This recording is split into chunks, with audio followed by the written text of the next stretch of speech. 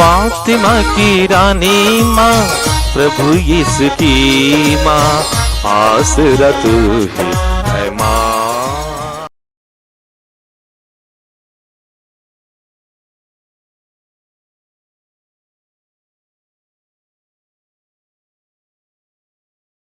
पहला पाठ गणना ग्रंथ अध्याय 21 पद संख्याएं 4 से 9 तक।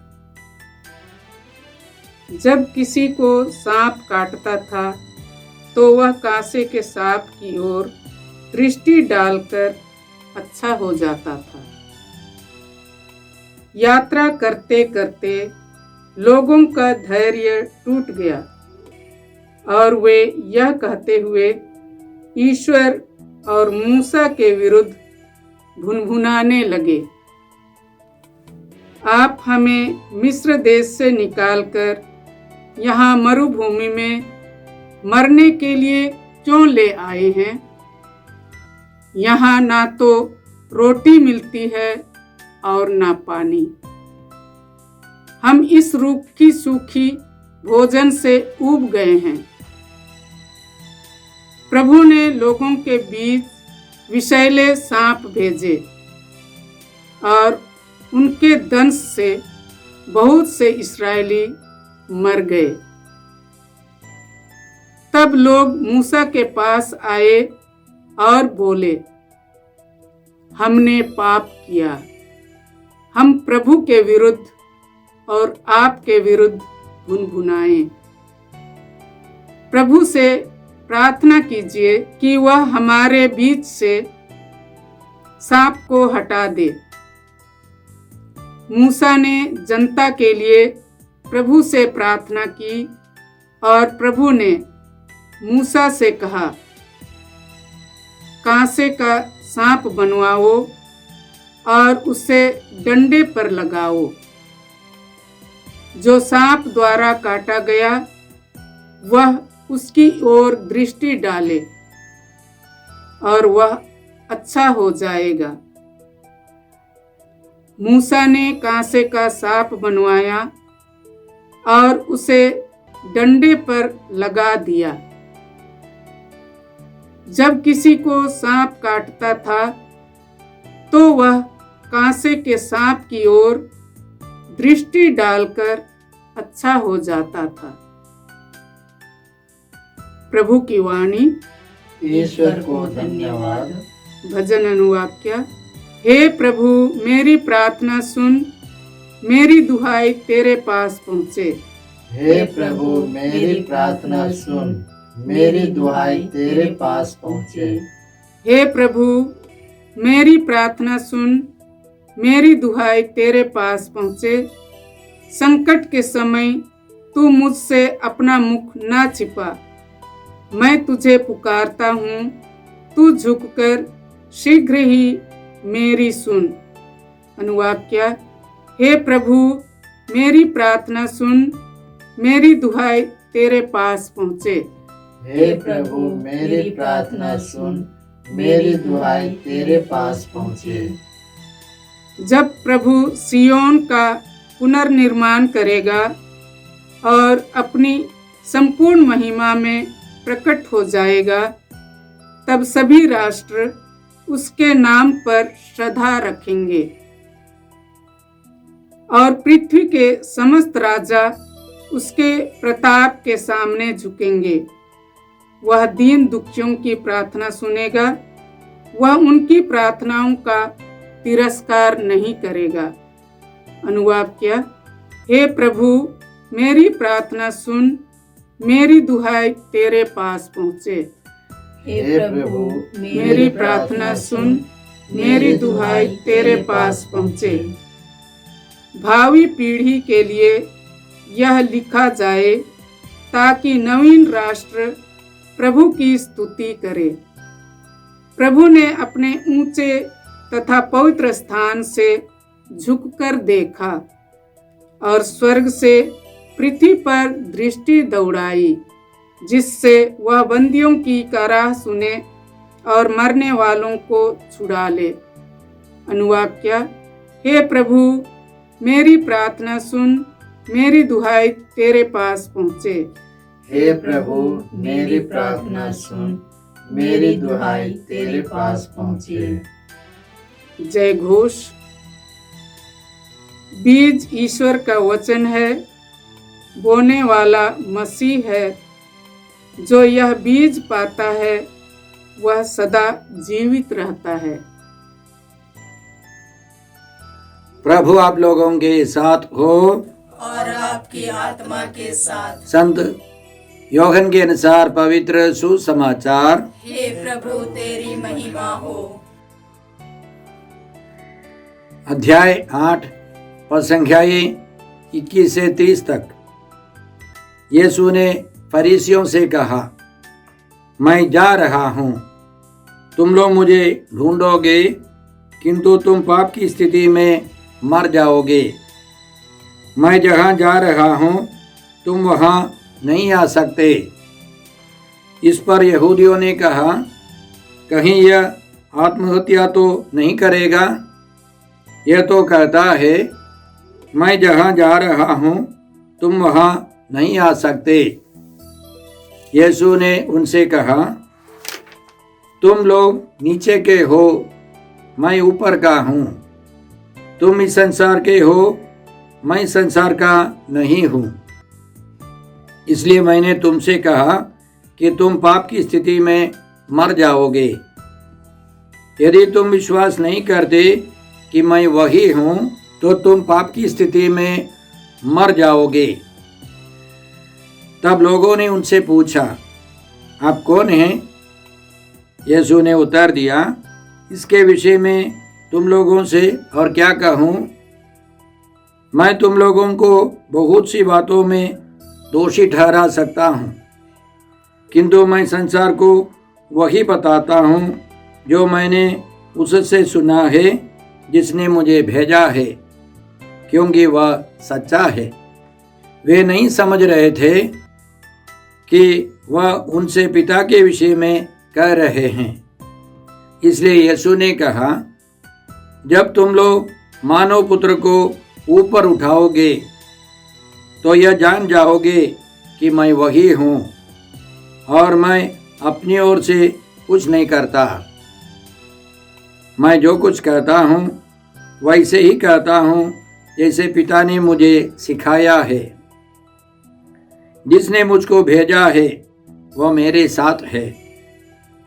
उसने मुझे अकेला नहीं छोड़ा, क्योंकि मैं सदा वही करता हूँ जो उसे अच्छा लगता है। बहुतों ने उन्हें यह सब कहते सुनकर उनमें विश्वास किया। प्रभु का सुसमाचार। हे क्रिस्त तेरी स्तुति हो। जय यीशु क्रिस्त में प्रिय भाई और बहनों, आज का पहला पाठ गणना ग्रंथ से है, अध्याय 21 और संख्याएं 4 से। इसमें हमने सुना कि इस्राएली लोग मरुभूमि से गुजर रहे थे। चलते चलते उनका धैर्य टूट गया। वे भूखे प्यासे थे। वे ईश्वर और मूसा के विरुद्ध भुनभुनाने लगे। उनका कहना था कि हम लोग यहाँ पानी नहीं पाते हैं, भोजन ठीक से नहीं कर पाते हैं, हम लोग भूखों मर रहे हैं। उन्होंने ईश्वर और मूसा के विरुद्ध विद्रोह किया। ईश्वर ने विषैले सांपों को भेजा। सांपों ने बहुतों को काटा। सांप के जहर से बहुत सारे इस्राएली मर गए। तब वे पश्चाताप करने लगे। वे क्षमा मांगने लगे। वे मूसा के पास आए और उन्होंने मूसा से प्रार्थना की, ईश्वर से प्रार्थना कीजिए हम लोग सब बच जाए। और मूसा ने ईश्वर से प्रार्थना की। ईश्वर ने सांपों को नहीं हटाया, लेकिन एक उपाय बताया। कांसे का एक सांप बनाओ, माने सांप की मूर्ति बनाकर एक डंडे पर लगाओ, और जो उस मूर्ति की ओर देखेगा, जिसको सांप ने काटा है, वो बच जाएगा। उसी प्रकार मूसा ने कांसे का एक सांप बनवाया और एक डंडे को ऊपर लगवाया और जितनों को सांप का जहर मिल गया वे सब आकर उस सांप की मूर्ति को देखने लगे, वे सब बच गए। हम जानते हैं कि सांप की मूर्ति किसी को चंगा नहीं कर सकती है, लेकिन ईश्वर के वचन के अनुसार करने पर, ईश्वर के वचन के कारण वे चंगे हो गए। तो सबसे पहले इस घटना से हम लोग क्या सीखते हैं?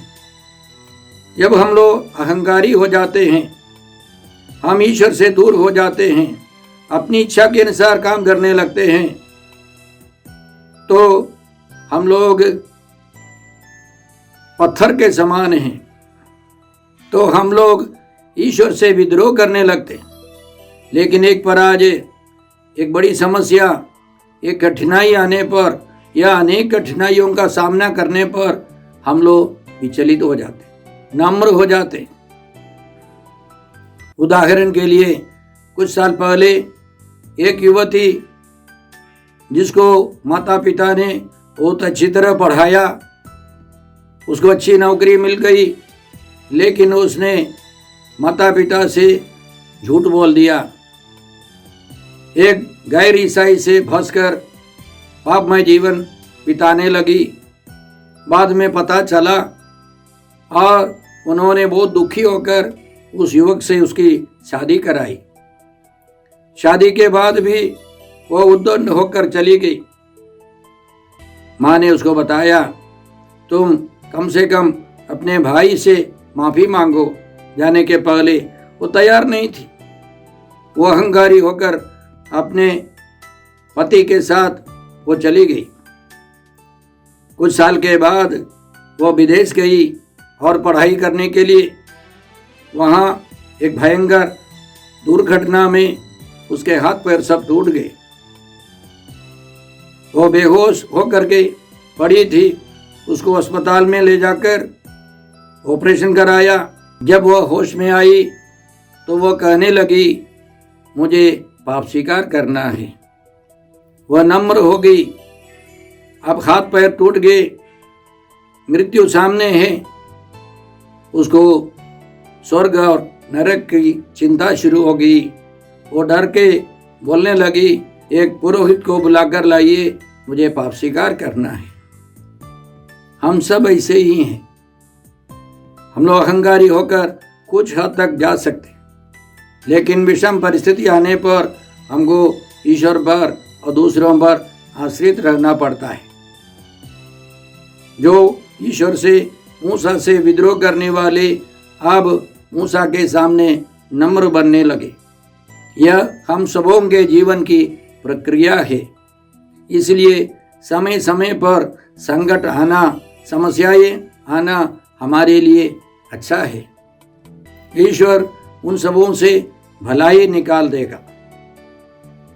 दूसरी बात क्या है कि इस घटना के द्वारा ईश्वर हमें सिखाता है कि ईश्वर की वाणी पर हम लोग विश्वास करें, उसके अनुसार हम लोग काम करें तो हमको चंगाई मिलेगी। इसलिए हम लोग बाइबल पर, ईश्वर के वचनों पर विशेष महत्व दें। बाइबल पढ़कर उन वचनों पर हम मनन करें। प्रभु हमको चंगाई शक्ति देते रहेंगे। आज का सुसमाचार संत यूहन्ना के सुसमाचार अध्याय 8 और संख्याएं 21 से हैं। और इसके पहले अध्याय 8 की शुरुआत में हम पढ़ते हैं कि प्रभु यीशु ने व्यभिचार में पकड़ी हुई एक महिला को बचाया, उसको पाप क्षमा देकर शांति से विदा किया। और उसके बाद यीशु ने लोगों के सामने घोषणा की, संसार की ज्योति मैं हूँ। और उसके बाद यहूदियों के बीच वाद विवाद है। यीशु का कहना था कि तुम लोग नीचे के हो, पृथ्वी के हो, इस संसार के हो, मैं ऊपर का हूँ, मैं इस संसार का नहीं हूँ, मैं स्वर्ग से आया हूँ। इसलिए मैंने तुम लोगों से कहा कि तुम लोग पाप की स्थिति में मर जाओगे। यीशु ने कहा कि मैं ऊपर से आया हूँ, मैं ईश्वर का पुत्र स्वर्ग से आया हूँ। तुम लोग मुझ में विश्वास नहीं करते। और आगे यीशु कहते हैं, जब तुम लोग मानव पुत्र को ऊपर उठाओगे तो यह जान जाओगे कि मैं वही हूँ और मैं अपनी ओर से कुछ नहीं करता। पुराने व्यवस्था में मूसा ने कांसे का सांप बनवाकर उसको ऊपर उठवाया, एक डंडे पर रखवाया और जितनों को सांप का दंश मिला वे सब जाकर उस मूर्ति को, उस सांप को देखने लगे, वे सब चंगे हो गए। पुराने व्यवस्था में वह केवल एक प्रतीक था। यीशु कहते हैं, यीशु को भी उसी तरह क्रूस पर ऊपर उठाना है। उनका कहना है, जिसने मुझको भेजा है वह मेरे साथ है। उसने मुझे अकेला नहीं छोड़ा, क्योंकि मैं सदा वही करता हूँ जो उसे अच्छा लगता है। तो ईश्वर की इच्छा यह है कि हम प्रभु यीशु में विश्वास करें। रोटियों को बढ़ाकर खिलाने के बाद दूसरे दिन लोगों ने यीशु से पूछा, ईश्वर की इच्छा क्या है? संत यूहन्ना के सुसमाचार अध्याय 6 में हम लोग इस प्रकार पढ़ते हैं, यीशु ने जवाब दिया, ईश्वर की इच्छा यह है, उसने जिसे भेजा है उसमें विश्वास करो। आगे यीशु कहते हैं अध्याय 6 पद संख्या 40 में, मेरे पिता की इच्छा यह है कि जो पुत्र को पहचान कर उसमें विश्वास करता है उसे अनंत जीवन प्राप्त हो। मैं उसे अंतिम दिन पुनर्जीवित कर दूंगा। तो संत यूहन्ना के सुसमाचार की शुरुआत से अंत तक हम लोग एक मुख्य विषय पाते हैं, यीशु में विश्वास करो और मुक्ति पाओ। और जैसे यीशु ने बताया, यीशु मर रहे थे क्रूस पर, बहुत सारे लोग उनकी ओर देख रहे थे। जब यीशु क्रूस पर मरे, एक शतपति ने सबों की ओर से, मानव जाति की ओर से, गैर यहूदियों की ओर से यह घोषणा की, निश्चय ही यह मनुष्य ईश्वर का पुत्र था। और उसके बाद कई लोगों ने यह समझ लिया, स्वीकार किया, यीशु ईश्वर के पुत्र हैं। उनके शिष्यों से लेकर अनेक लोगों ने विश्वास किया। तब से यह विश्वास बढ़ता गया, फैलता गया और करोड़ों करोड़ों लोग प्रभु यीशु में विश्वास करते हैं और विश्वास करने वालों की संख्या बढ़ती गई है।